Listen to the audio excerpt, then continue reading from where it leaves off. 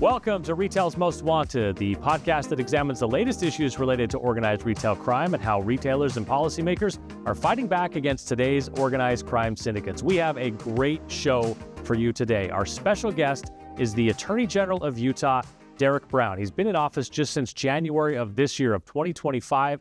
We're going to talk about a whole lot of things going on in Utah, which was really ahead of the curve on a lot of this. They started working on organized retail crime as far back as about 2010, 2012, when they put some organization to their efforts. We're also joined today by Steve Lindsay, who is the Chief Technology Officer and a founding partner of LVT. He's going to get in some good technology questions as well. That's all coming up right after this word from our sponsor. Retail's Most Wanted is brought to you in partnership with LVT, securing physical environments through intelligent automation. Learn more at lvt.com. That's lvt.com.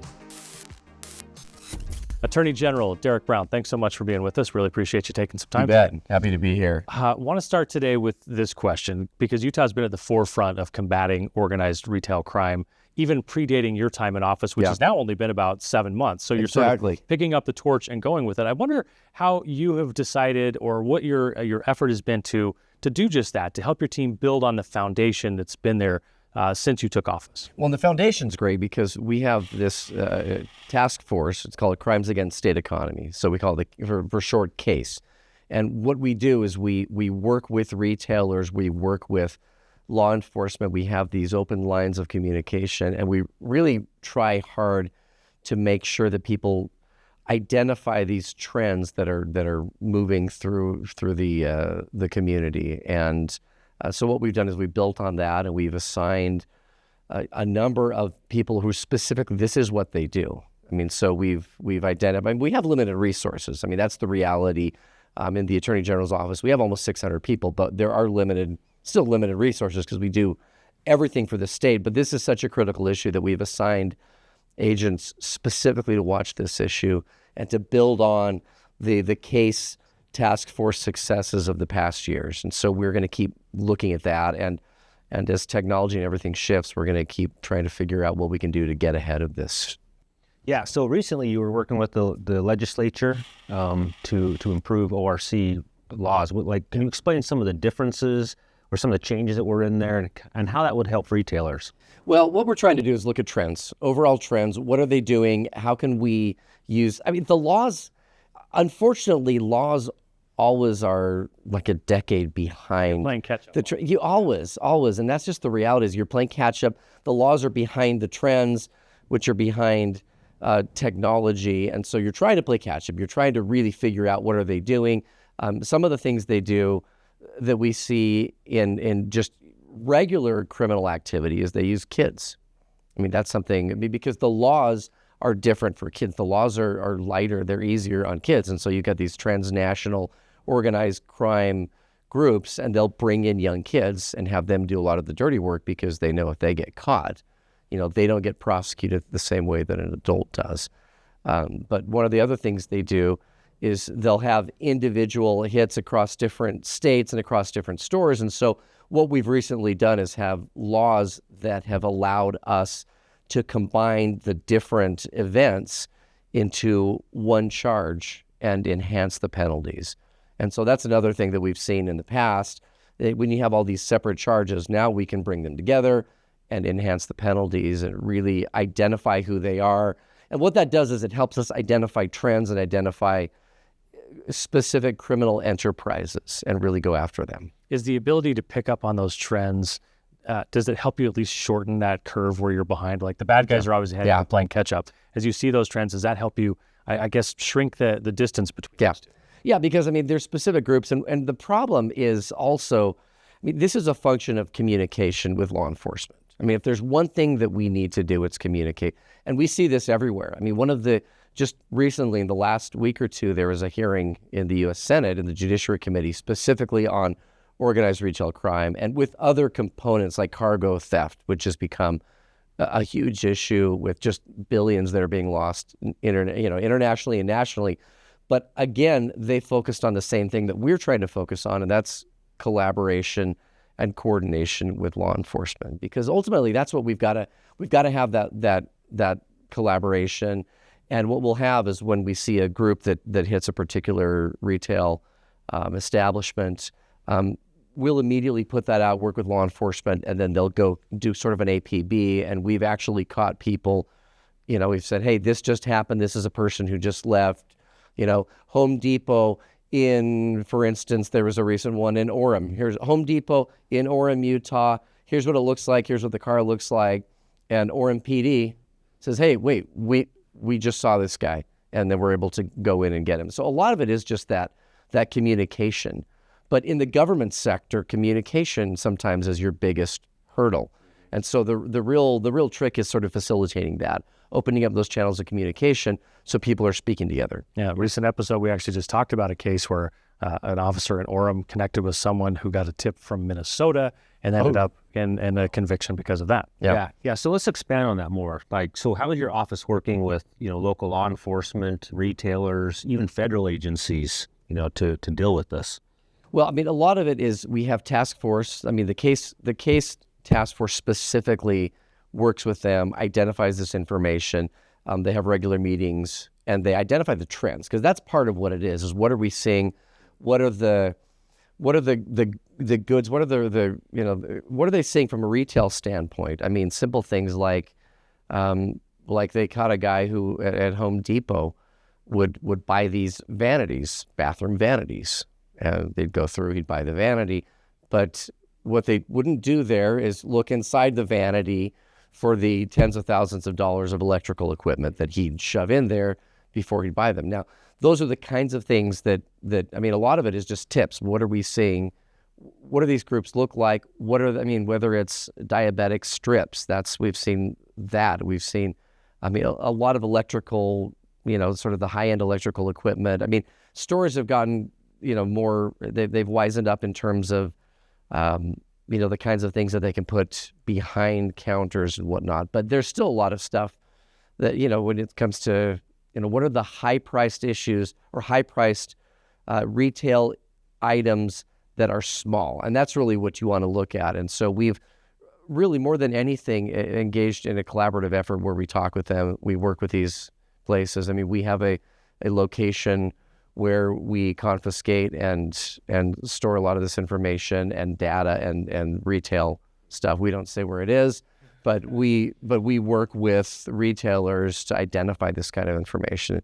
So ultimately, it's a lot of the same issues are what we saw in the federal hearing, where they talked about collaboration and coordination and how do we open up those channels of communication, because a lot of times that's one of the best things we have. We have 100 different police units, law enforcement agencies across the state.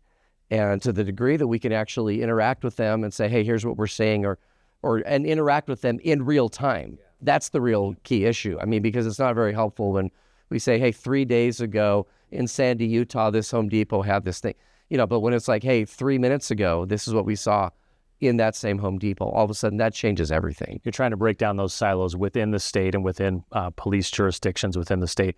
We've also had attorneys general on from Illinois, Virginia, Georgia, other states where they've said it's about doing that within our state, but then it's also a matter of, it's not like the bad guys don't cross state lines. So there's a matter of coordination between Utah and other states, and this is something you guys have done particularly well.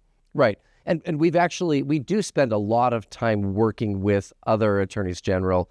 And I have the head of my criminal department for my state is very involved, not only with other states, but I think it's worth highlighting with actual retail establishments. So we also cross state lines. Absolutely. A lot of the big ones that everyone's heard about. We have people with those organizations that we work with, because they also, they're on the front lines. The actual retail establishments, they're on the front lines. They're the ones seeing it. They're the ones that have to deal with the loss mitigation. And so they're the ones saying, hey, here's what, we have surveillance showing XYZ. We show, these are the kind of products. And then one of the things we look for is it's one thing to steal the products. It's another thing to sell them, right? So there's got to be another underground retail outlet and a black market outlet. And so we look for those as well. And so I think the collaboration that we've seen, we've seen ones here in Utah like Ultra, for instance. That's one that we've worked, We've worked with them. I mean, so those are the You kinds don't of buy things. a lot of makeup. It sounds I like. buy almost none. Exactly. I help pay for some. Yeah, Let's fair- put it that's that not- way. Fair enough. Fair enough. But and I walk by Old Town the Mall. But those, I mean, again, it's a perfect example of a small item with a high price, and so that's what you look for. And in terms of this kind of thing, and then we look for the outlet. Where do they sell them? And in the current economy, I mean, there are ways to sell them that they didn't have 15, 20 years ago. Yeah, it's interesting you say that because technology nowadays is being used for good, used for bad, right? Yeah. It helps perpetuate and helps to combat. So how do you see technology, playing a role in organized crime in Utah? Well, and this is where we have to really get smart with law enforcement, because I mean there are ways of surveillance, obviously, that where we can share that information with stores. There's GPS that we didn't have previously. They can go across state lines really quickly, and as I mentioned, they use kids. I think one of the key things is that coordination with the retail establishments, because our case strike force here in Utah was established by working with them.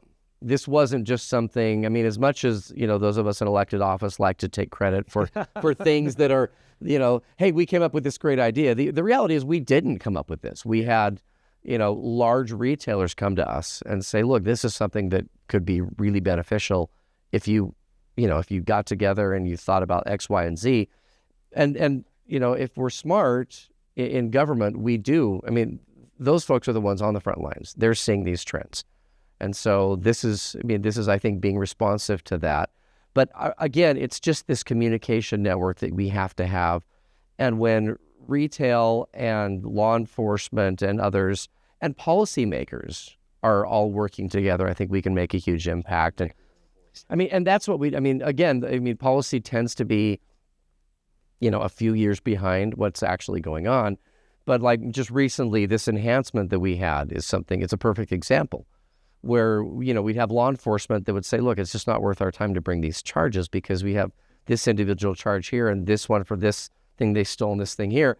But now we can actually aggregate them and have an enhancement and really have something that sticks, And then we use that information and, as I said, we work with other states who are doing the same thing. So I think other states have learned from some of the things that we've done, and then we spend a lot of time. I spend a lot of time working with other attorneys general across the country.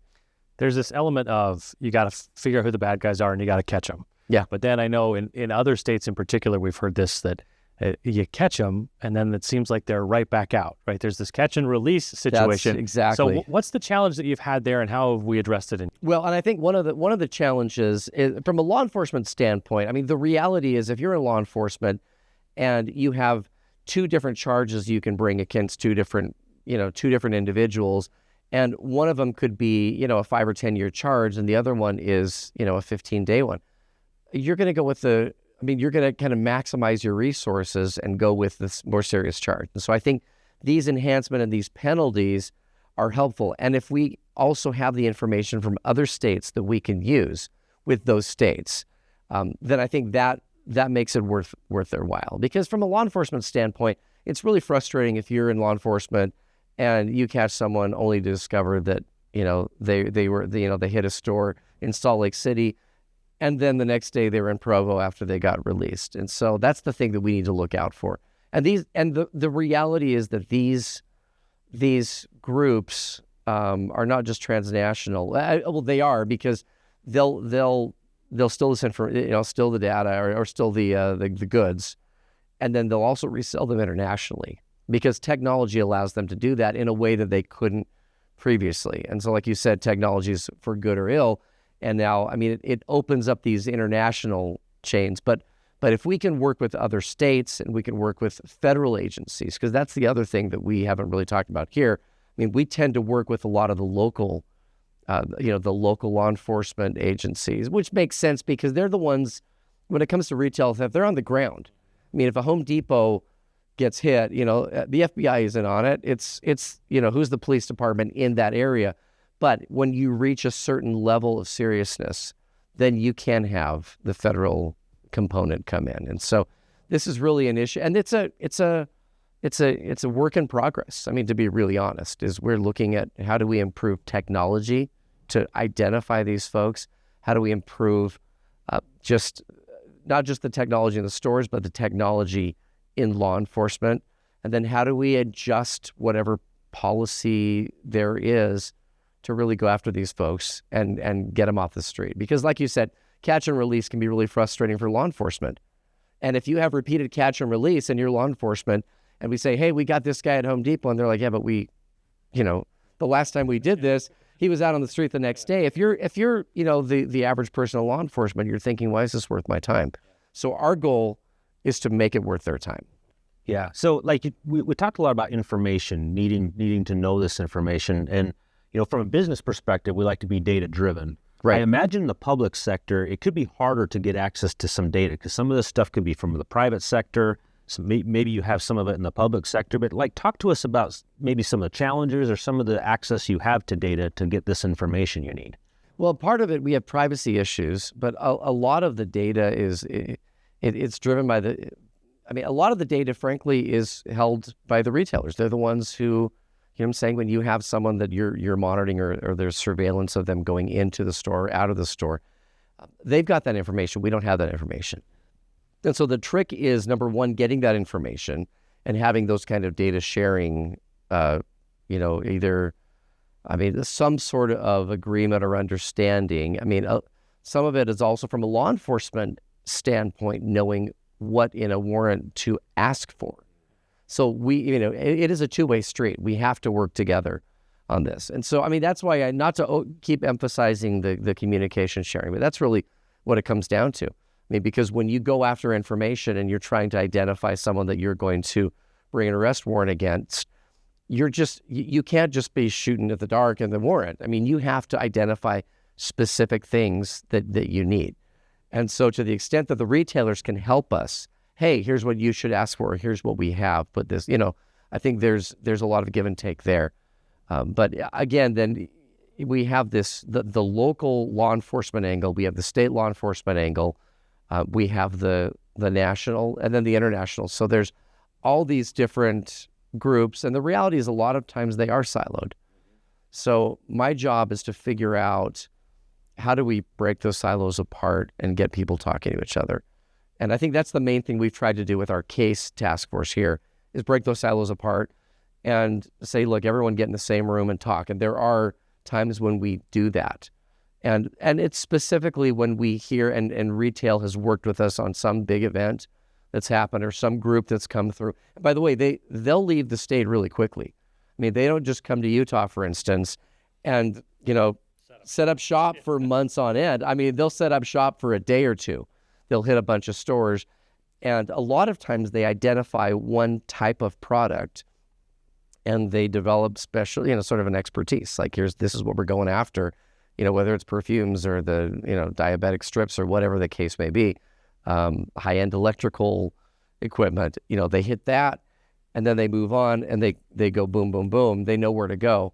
And the reason they also specialize, or I specialize isn't really the right word, but you know what I'm saying? It's focus on a particular product type, is because it does them no good if they can't resell that someplace. And so then they know who it is the buyer is for those kinds of products. And so that's why they do what they do. They're very sophisticated. And so we need to match their sophistication with a level of sophistication in law enforcement as well.